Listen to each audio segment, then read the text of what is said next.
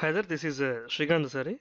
So in this lesson, we are going to learn how to grab floating point constants as input from the user. Okay.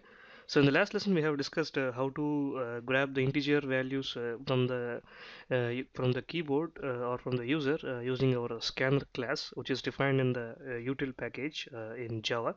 Okay. So in this lesson, we are going to concentrate on how to take various floating point constants like float and double from the float and double input from the keyboard. Okay. So first, so this is my before going to that, this is my YouTube channel. So if you want, feel free to subscribe to this channel and put your valuable feedback in the form of comments on any video tutorial. You find a whole lot of video tutorials around concepts like C++, data structures. If you go to the playlist section, you have a whole lot of collection of programming languages tutorials here. Okay, so on the home page there is a link for Java tutorials as well. So if you scroll down a bit, you have a link for Java tutorials which will be constantly updated.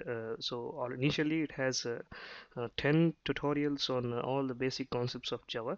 So feel free to view to them, comment on them, and so on and so forth. Okay, so let me launch the IDE. So we know that we are using NetBeans 8.0.2. If you go to the help and about section, you have the information about the version number and okay. So by the time you use NetBeans, you might have a different version of it available in the market. So feel free to download that and install it.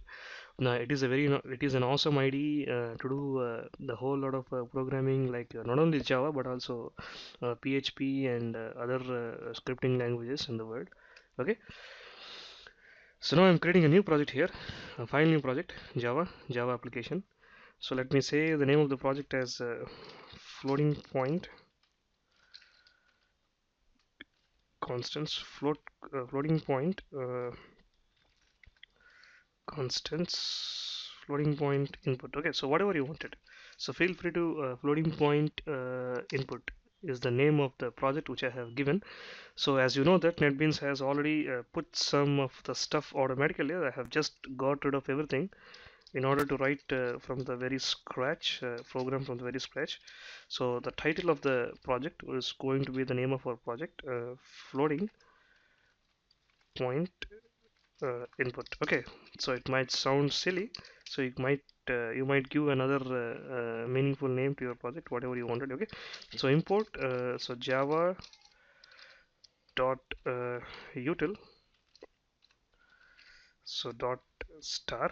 Okay, so you can import the whole lot of all classes in a util package in Java. So next comes our class definition. So since Java is purely object oriented, you need to have everything in a class.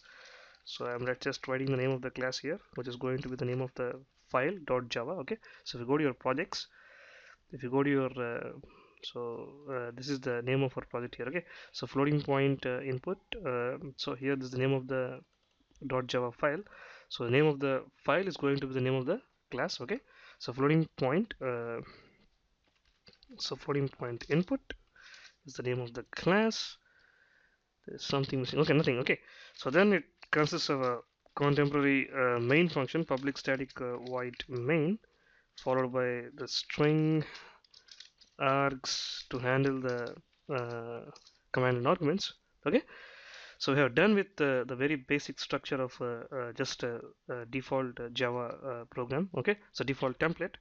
So in order to here our intention is to grab the floating point constants as input on the keyboard, which are float and double. So first let me create a couple of variables for both of them. So float f, and let me say double t. Okay, so let me take a system.out.println statement here, system.out.print if I'm not wrong. Okay, so which is nice to handle when you are taking the input from the keyboard in the output console window. Enter the floating point value, so enter the floating point value. Okay, so now so before that we need to define the scanner object. So you have scanner in is equal to new scanner system dot in. Okay, so this is the syntax. So you need to create an object for your scanner class, which is defined inside this util package in Java. So with that scanner class, you can say something like this. So can assign f is equal to in dot. We have the method known as next float here. Okay, so so by default I have taken as next float here. Okay, so with this syntax or with this method next float, you are able to grab the input from the keyboard. Automatically it is type converted into a float and assigned into our floating point variable here. Okay, so now in the same way you can have another message, system dot out dot print ln, or let's say print. Okay, system dot out dot print. So let's say again let's have a message here. So enter the double value. So there is nothing like a double value and float value. So all are the real constants by default. The only difference between the float and double is that a double has a wider precision and so wider range and more accuracy. Okay, so by using the double, you can exactly you can find the more accurate values when compared to a float. Okay, so again let's say the same thing. So d is equal to the in dot next double. Okay, so we have a next float to grab the floating point values. Okay, so which lies within the range of the float data type float data type in Java.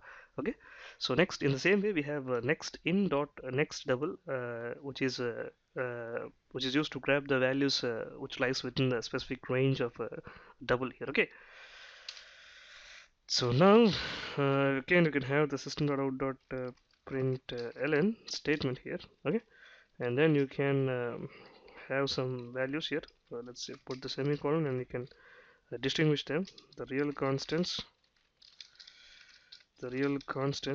entered.